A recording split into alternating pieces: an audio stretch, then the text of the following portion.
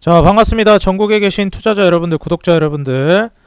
오늘 제가 이제 여러분들에게 말씀드릴 내용은 지금 현재 코로나 이후 역대급으로 돈 벌 기회가 다시 한번 찾아오고 있다라는 생각이 들어서 우리 구독자 여러분들 뿐만 아니라 지금 최선을 다해서 투자를 해나가고 계신 우리 투자자 여러분들과 저의 인사이트를 좀 공유하고 싶은 마음으로 영상을 준비했습니다.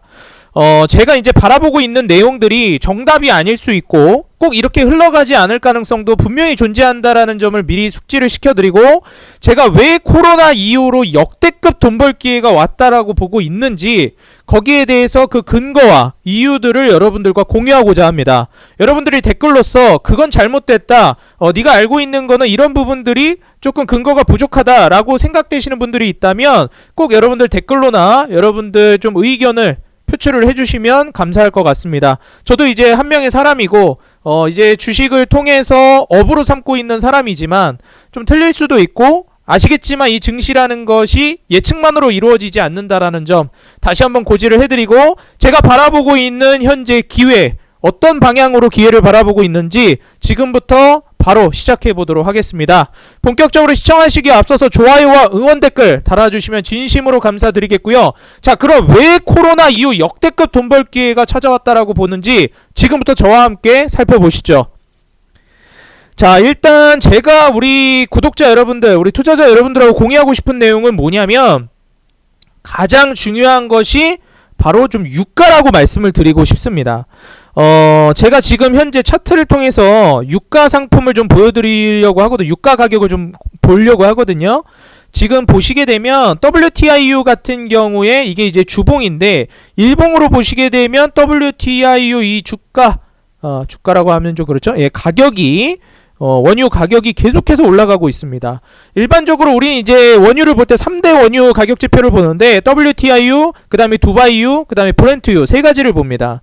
근데 일반적으로 이제 WTIU를 많이 봐요. 우리나라 같은 경우에 이제 두바이유를 수입 많이 하긴 하지만 WTIU, 두바이유, 브렌트유가 3대 지표다, 이렇게 이제 보시면 될 것 같습니다. 근데 어차피 WTIU나 두바이유나 브렌트유나 좀 대동소이할 뿐이지 전반적으로 큰 틀 자체는 추세를 비슷하게 가져갑니다. 그래서 WTIU, 두바이유, 브렌트유를 보시는데 WTIU를 좀 중점적으로 해서 나머지 유가들을 이제 살펴보시면 될 것 같아요. 자, 근데 이제 여기서 왜 유가를 보면서 제가 역대급 돈 벌 기회가 왔다라고 말씀을 드리냐면, 이전에 역대급 돈 벌 기회는 이 유가의 엄청난 변동성, 이 폭등과 폭락 사이에서 기회가 상존해 왔었거든요. 지금 보시게 되면 과거 이제 2007년에서 2008년으로 넘어가는 이 사태 때 유가가 어마무시한 상승세를 기록하면서 올라갔다가 박살이 났었습니다. 그리고 코로나 팬데믹 때도 유가가 엄청나게 무너지면서 기회가 찾아왔었어요. 근데 이 최근에 올라갔었던 유가 가격들을 이제 좀 보시게 되면은, 그러면 유가가 한번 무너진다는 것이냐, 이렇게 이제 여러분들이 생각하실 수도 있어요. 근데 저는 좀 다른 측면으로 말씀을 드리고 싶은 게, 유가가 굉장히 이제 많이 올라갈 가능성이 있다라고 보고 있습니다. 그래서 시장이 한번 크게 흔들린다라고 보고 있어요. 이거는 이제 다시 비추어서 본다라고 했을 때 시장이 흔들린다는 것이지 폭락한다라는 거를 꼭 전제로 깔고 가는 게 아니라는 점을 좀 말씀드리고 싶습니다. 일반적으로 우리가 상식선에서 벗어나가지고 증시가 움직일 가능성이 굉장히 높은데, 그런 불안정한 상황 속에서 큰 기회가 온다라는 거를 말씀을 드리고 싶어요. 여기서 다시 한번 말씀드리지만 유가가 엄청나게 변동을 보여줄 것이고, 여기에서 엄청난 폭등이나 폭락을 보여줄 가능성이 있다라는 점을 여러분들과 공유를 하려고 합니다. 그럼 왜 유가가 엄청난 움직임을 보여줄 거라고 보고 있는지 여기에 대해서 여러분들하고 말씀을 나눠보려고 해요. 그러니까 유가가 안정되게 꾸준한 일정 가격대를 유지하면서 움직이게 되면 큰 변화가 없습니다. 그냥 적당히 돈을 버는 거지 큰 돈을 벌 기회는 오지 않아요.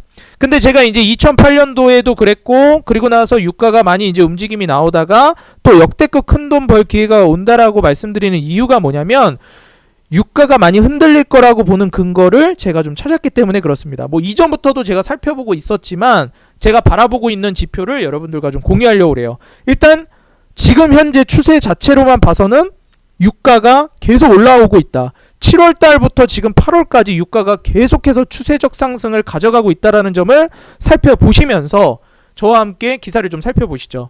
지금 보시면 이제 영어로 된 기사인데 저도 여러분들 영어 잘 모릅니다. 그래서 이제 저랑 같이 일을 하고 있는 프로젝트로 이제 팀으로 일을 하고 계시는 이제 또 그 영문과 출신 전문가님한테 좀 조언을 구해가지고 로이터 통신 지금 나온 기사를 제가 해석해달라고 그랬는데, 보시게 되면 이제 사우디아라비아 같은 경우에도 자발적인 1만 배럴, 하루에 1만 배럴씩 감산을 하겠다라고 얘기하고 있습니다. 다시 말해서 생산을 줄이겠다라는 거예요. 우리가 지금 이제 더 이상 기름을 생산하지 않겠다라는 뜻입니다. 그래서 우리 투자자 여러분들이 이런 부분들을 꼭 고려를 하셔야 되는 게 뭐냐면, 우리가 수요 공급 곡선이라는 게 존재합니다. 그래서 수요 공급 곡선에서 가격을 결정하게 되는데, 지금 여기서는 기름을 생산을 줄이겠다라고 얘기를 하고 있죠. 여기서 공급을 줄이는 게 되는 거예요. 생산을 줄인다라는 거는. 그러니까 더 이상 기름을 공급해주지 않겠다라는 건 아니지만 공급을 줄이겠다는 거거든요. 그럼 기름 공급, 생산을 줄이게 되면 어떻게 될까요? 가격은 올라가게 됩니다. 수요가 일정한데 가격이 이제 생산을 줄이면은 가격은 올라가게 되어 있어요. 왜냐면 여러분들 다이아몬드가 왜 비쌉니까? 희귀하기 때문이라고 말씀을 드리죠. 명품이 왜 비쌉니까? 희귀하기 때문이에요. 에르메스를 왜 여러분들 그렇게 큰 돈 주고 삽니까? 다른 명품 브랜드들 뭐 프라다도 그런지 모르겠는데, 프라다도 뭐 아울렛에 다 풀리고 페라가모도 아울렛에 다 풀리는데, 물론 품질도 있겠지만 희소성을 잘 지키기 때문인 거거든요. 그래서 지금 현재 뭐 에르메스나 이런 기업들은 뭐 재고 넘어가면 그냥 다 불태운다 그러잖아요. 이렇게나 이제 공급을 조절하는 게 중요합니다. 그래서 지금 현재 보시게 되면 사우디아라비아에서 계속해서 공급을 줄이겠다라고 얘기를 하고 있어요. 이게 중요한 건 뭐냐면 유가가 올라갈 것이다라는 걸 우리가 예상해 볼 수 있는 겁니다. 근데 여기에서 단순히 이제 공급을 줄이는 것뿐만이 아니라 수요까지도 늘어날 것으로 보여지기 때문에 제가 이걸 말씀드리는 거예요. 일반적으로 이제 수요가 줄어들게 되면 여러분들 수요가 이제 늘어나게 되면 가격이 올라가게 되어 있습니다. 상품의 가격을 끌어올리는 두 가지 요인이 바로 공급이 줄고 수요가 늘어나는 거예요. 가격이 떨어지는 요인은 둘 다 그 반대가 돼야 되겠죠. 근데 가격이 올라가는 요인들이 맞물리고 있다라는 겁니다. 그럼 이 시너지가 폭발하게 되겠죠. 지금 현재 경기가 이제 좀 다운되고 있다라고 얘기를 하는데, 여러분들 이제 원유를 가장 많이 소비하는 나라 중에 하나가 바로 미국과 중국입니다. 왜냐면 가장 많은 경제 활동이라든지 이 부가가치를 창출해내는 나라들이기 때문이죠. 그래서 지금 현재 여기서 여러분들이 주목해봐야 되는 거는 사우디아라비아가 1만 배럴을 하루에 이제 계속해서 자발적 감산을 하겠다라는 거고, 그리고 우리가 이제 또 추가적으로 봐야 되는 게 뭐냐면은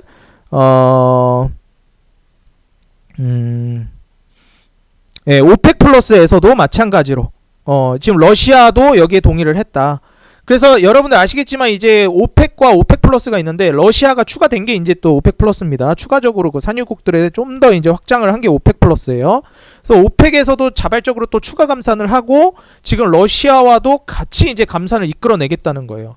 근데 여러분들 여기서 우리가 왜 그런가가 좀 궁금합니다. 왜 우리는 이런지가 좀 궁금한 거예요. 왜 지금 산유국들이 왜 기름 생산을 줄일까? 여긴 다 이유가 있습니다. 왜 그러냐면 여러분들 아시겠지만 지금 경기가 좋지 않아요. 지금 안 좋은 방향으로 가고 있습니다. 근데 사실 경기가 좀 저점 찍고 올라온다라는 얘기들도 나오고 있는 건 사실이에요. 그런데 어쨌든 지금까지는 경기가 계속 좋지 않았었어요. 그러면 이 과정에서 어떤 일들이 발생을 하냐면요, 경기가 좋지 않은 상황에서 기존에 생산하던 대로 계속해서 기름을 생산해내면 수요는 일정한데, 다시 말해서 기름 필요한 사람은 일정한데 생산은 계속된다. 죄송합니다. 기름 필요한 사람은 감소하는데 생산은 계속 똑같다. 그러면 어떻게 될까요? 그렇죠. 유가가 떨어집니다. 다시 말해서 기름 가격이 떨어진다는 거예요. 원유 가격이. 그죠? 원유 가격이 떨어집니다. 그러면 다 수요공급법칙대로 움직이는 건데 왜 그러냐 할 수 있겠지만, 사실 이제 이 산유국들 같은 경우에는 자기들이 그냥 감산을 해버리면, 생산을 조금 해버리면 가격을 지킬 수가 있어요. 그러니까 에르메스나 뭐 루이비통이나 이런 명품 기업들이 생산을 이제 제한한다거나 품질을 올리는 건 당연한 문제지만, 이런 식으로 이제 뭐 재고떨이를 안 하면서 가격을 지키는 겁니다. 근데 유가도 똑같아요. 명품이라고 보시면 돼요. 그래서 얘네들이 생산을 덜 하는 거예요. 가격을 지키기 위해서. 그래야지만 얘네 매출이 일정되게 나오니까. 그리고 여러분들 아시겠지만 이제 친환경이 대세가 되기 시작했습니다. 전 세계적으로 친환경 패러다임으로 기조가 넘어가고 있어요. 다시 말해서 이제 원유국들, 원유를 이제 생산하는 국가들은 더 이상 원유를 팔아서 돈 벌기가 점점 어려워집니다. 예, 점점 어려워져요. 그럼 여기서 어떻게 될까요? 점점 이제 원유를 팔아서 돈 벌기가 어려워지기 때문에, 그렇죠, 여러분들 그 생각을 할 수밖에 없어요. 한탕 제대로 마지막에 해먹어야 되겠다, 이 생각을 할 수밖에 없습니다. 어차피 나중엔 친환경으로 가게 되면 지금 매출 발생시켜서 돈 벌 수 있을 때 바짝 당겨서 벌어야 되겠다, 이 생각을 한다는 겁니다. 그러니까 지금은 어쩔 수 없이 석유를 써야 되기 때문에, 원유를 써야 되기 때문에 지금 향후에는 못 쓰더라도 지금 계속해서 많이 팔아먹어야 되겠다. 그러니까 가격을 자꾸 지금 방어하려고 하는 거고 매출을 발생시키려고 하는 거예요. 그러면 그렇게 해가지고 그 번 돈들로 나중에 어떻게 먹고 살지도 산유국들은 궁리를 해야 됩니다. 그래서 얘네들이 이번에 감산하고 가격을 지켜가지고 원유를 많이 이제 팔아가지고 뭘 하려고 하냐면, 그걸로 친환경 사업을 하려고 그래요. 바로 네옴시티. 네옴시티가 뭐예요? 독자적으로 모두 에너지를 자립할 수 있는 친환경 도시가 네옴시티입니다. 그래서 지금 현재 상황에서 얘기를 하고 있는 게 뭐냐면, 여러분들 사우디 아람코, 이거 그 국가 기업이에요. 사우디 국영 기업입니다. 근데 이 기업이 지금 66조 원 규모의 추가 상장을 추진하고 있어요. 근데 여러분들 그냥 상장을 추가로 한다라고 하는 이유가 뭘까요? 돈을 더 땡기겠다는 거예요. 지금 돈 땡길 수 있을 때 바짝 다 땡기겠다는 겁니다. 얘들 석유 기업이죠? 세계 최대 석유 회사입니다. 전 세계 이제 시총 순위 탑 10 안에 들어가는 그런 어마무시한 회사인데, 지금 이 기업이 66조 원 돈을 더 땡기려고 하고 있어요. 근데 여기서 지금은 66조 원인데 만약에 감산을 해가지고 유가를 끌어올리면 어떻게 될까요? 유가를 끌어올리면 아람코 매출이 더 올라갑니다. 아람코 매출이 더 올라가면 어떻게 될까요? 이 추가 상장하는 주식을 사람들이 살려고 하겠죠. 왜냐면 아람코 매출이 올라가면 기업 가치가 올라가니까. 그러면은 거기에서 아람코는 지금은 66조 원 규모라고 얘기하겠지만, 유가가 미친 듯이 올라가면 이게 160조가 될 수도 있고 200조가 될 수도 있습니다. 그럼 여기서 바짝 땡긴 돈으로 뭘 할까요? 그렇죠, 네옴시티라든지 추후에 원유가 없이도 산유국들이 먹고 살 수 있게끔 산업구조를 개발시키고 계속해서 그 인프라들을 갖추려고 노력을 할 겁니다. 그렇기 때문에 지금 러시아뿐만 아니라 지금 산유국들이 계속해서 목적을 두고 있는 부분들이 뭐냐면, 유가를 최대한 끌어올려가지고 마지막 한탕을 제대로 해먹기를 원하고 있어요. 친환경으로 완전히 넘어가기 전에. 물론 거기까지 시간이 좀 걸리겠죠. 근데 그 안에 그렇게 하려고 지금 방향성을 설정해서 가고 있다라는 걸 말씀드리는 겁니다. 그래서 지금 보시게 되면 이게 또 원유 수요가 그렇게 또 쫄지도 않았어요. 경기가 여러분들 기사를 보셔서 아시겠지만 은근히 잘 버티고 있어요. 물론 모든 나라가 그렇진 않지만 미국을 기준으로 따졌을 때 지금 기준금리를 엄청 올렸음에도 불구하고 나름 잘 버텨요. 그러다 보니까 수요는 일정한데 공급은 줄이죠. 이러니까 어떻게 되겠어요? 가격이 미친 듯이 올라갈 거예요. 그래서 지금 현재 이 미국이랑 중국 경기가 은근히 탄탄하고, 중국은 심지어 뭐 하고 있습니까? 경기 살리겠다고 지준율 인하하고 기준금리도 인하한다 그러죠. 그럼 이렇게 되면 어떻게 되겠어요? 그렇죠, 계속해서 이 지준율을 건드리고 그리고 금리를 건드린다는 것 자체가 계속해서 이 완화 스탠스로 가겠다라는 거고 경기를 부양시키겠다는 거거든요. 그럼 중국도 경기 부양을 위해서 힘쓰고 있고 미국도 경기가 은근히 탄탄하게 잘 버티고 있다. 그리고 아시겠지만 여러분들 미국은 인프라 정책을 뉴딜, 그린 뉴딜이라는 이름으로 명목상 내걸고 있어요. 그러니까 다시 말해서 기준금리를 올려서 긴축을 한다 뿐이지 사실 이 완화 정책이라는 게 완전히 끝났다라고 보기도 좀 어렵다. 저는 그렇게 생각합니다.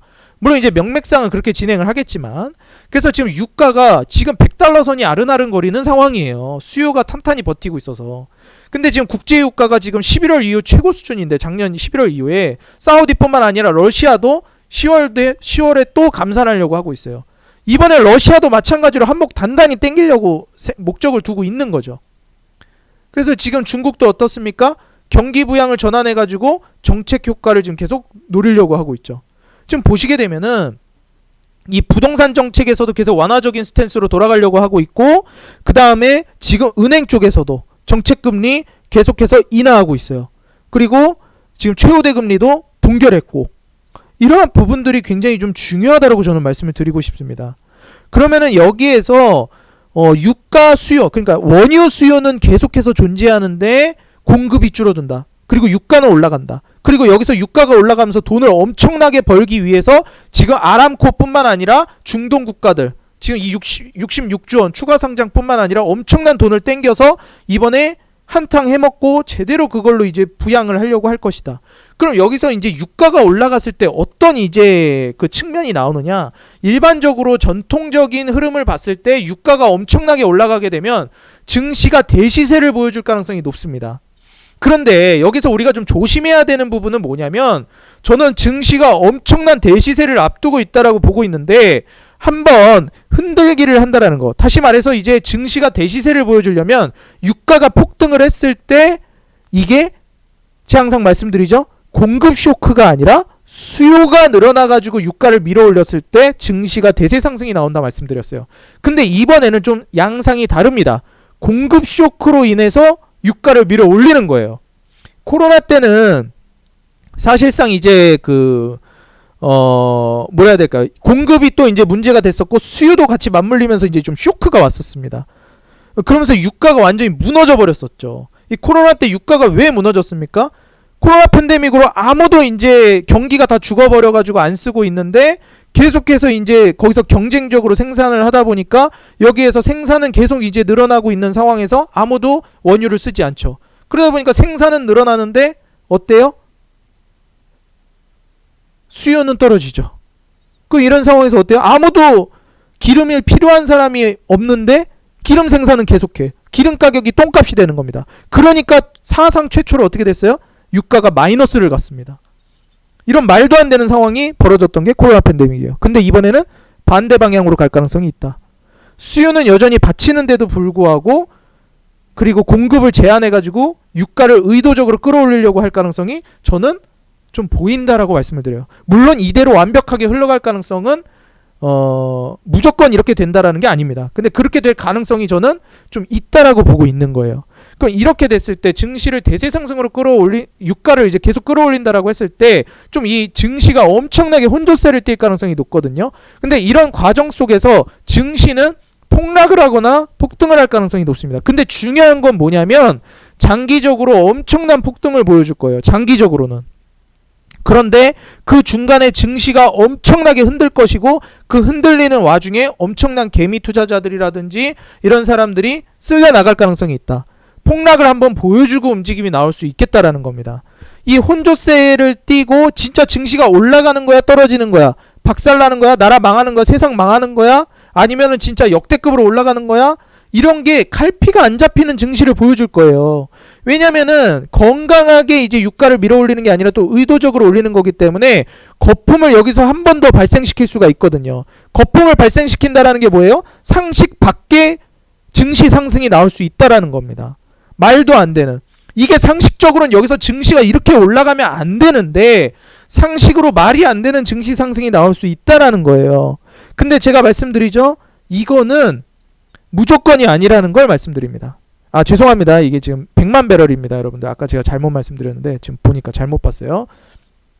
그래서 이런 부분들을 여러분들이 꼭 체크를 해주셨으면 좋겠고 이런 과정에서 그럼 우리가 어떻게 돈을 벌어야 되겠느냐라고 한다면 유가가 올라갔을 때 돈을 버는 여러분들 이 석유 회사들, 에너지 기업들을 좀 눈여겨 보셔야 되겠다라고 말씀을 드려요.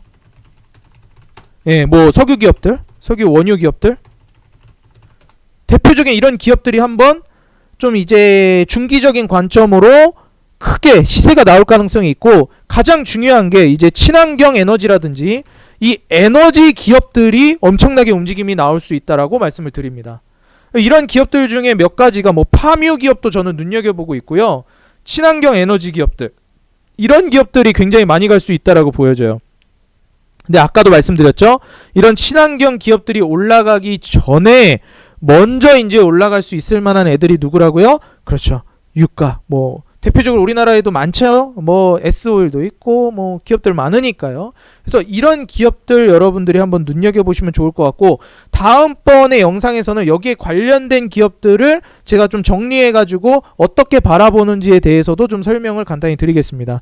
지금 에너지 기업들이 굉장히 많고, 혹은 이제 뭐 전기라든지 이런 대체적으로 다 이제 같이 이제 움직일 수 있을 만한 에너지 기업들을 여러분들이 보시는 게 좋겠다. 물론 탄소 배출권도 제가 계속해서 예전부터 얘기를 해왔던 분야인데, 그것뿐만이 아니라 중요한 게 진짜 실질적인 에너지 기업들, 예, 원유 기업들, 석유 기업들이라든지 그 다음에 이제 뭐 파뮤, 전 파뮤 기업들을 굉장히 좋게 보고 있거든요.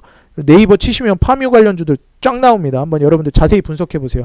자, 다음번에 파뮤 관련된 기업들도 한번 설명을 드릴 건데, 오늘은 제가 지금 증시가 이러한 그 에너지 패권으로 인해서 한번 크게 요동칠 수 있겠다라는 거를 먼저 좀 설명을 드리려고 영상을 준비했어요. 다음 영상에서는 거기 관련된 기업이나 수익을 볼 수 있을 만한 좀 어떻게 보면 이 이슈로 인해서 수혜를 볼 만한 업종과 종목들을 좀 정리해서 말씀드릴 테니까, 한번 다음 영상도 여러분들 댓글과 구독 눌러주셔가지고 알람 설정까지 해주시면은 또 영상 뜨면 바로 보실 수 있거든요. 꼭 다음 영상까지도 시청하셔서 도움을 받아가시면 좋을 것 같아요. 오늘 영상은 여기서 마무리를 하도록 하겠고요. 지금 증시가 한번 좀 쇼크가 올 수도 있다라는 거, 이 점 꼭 기억하시고, 그 안에서 이제 중장기적으로 엄청난 대세 폭등이 나올 거라고 저는 보고 있다라는 점을 말씀드립니다. 항상 증시를 엄청나게 흔들어야 대세 상승이 나온다라는 걸 잊지 마시고, 여러분들 지금의 이 불안할 수 있는 증시 상황을 즐기시기 바랍니다. 그러니까 이때 여러분들이 반드시 하셔야 되는 게 뭐예요? 빚내서 주식 투자하시면 절대 안 되고요. 신용 미수 쓰시면 절대 안 됩니다. 왜냐? 지금 제가 이제 보여드리겠는데, 지금 시장 종합을 보시게 되면 고객 예탁금이 52조 8,400억이에요. 그리고 신용잔고가 20조가 넘어갑니다. 이거는요, 고객 예탁금이 52조, 한 53조가 좀 안 되는데 신용잔고가 20조가 넘어간다는 거는 예탁금 대비해서 빚이 너무 많은 거예요. 빚으로 쌓아 올린 지금 증시입니다. 증시에 빚이 너무 많이 껴있어요. 그럼 이거 어떻게 할까요? 한번 흔들어서 박살내고 가겠죠. 과한 낙폭을 좀 보여주고 갈 가능성이 있습니다. 역사적으로 항상 대세 상승 전에는 신용을 강력하게 털고 갔어요. 그래서 여러분들이 정말 제대로 된 매매를 하고 있거나 칼손절을 하는 이제 뭐 수익 매매를 하거나 아니면 가치 투자로서 매집을 건강하게 해나가고 있다면 상관이 없는데, 빚을 내서 투자를 하고 있거나 이런 분들이라면 빚을 지금이라도 여러분들 빼셔야 한다. 빚내서 한 투자는 빼셔야 한다. 이거를 다시 한번 강조 드리도록 하겠고요.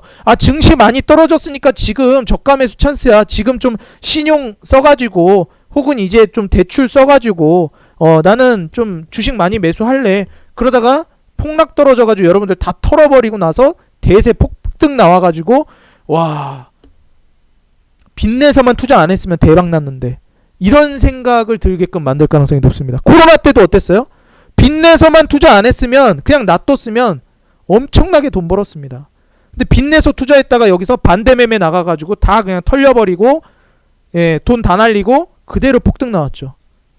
그래서 제가 항상 말씀드리지만 주식 투자제가 이제 전문가 생활만 7년이에요.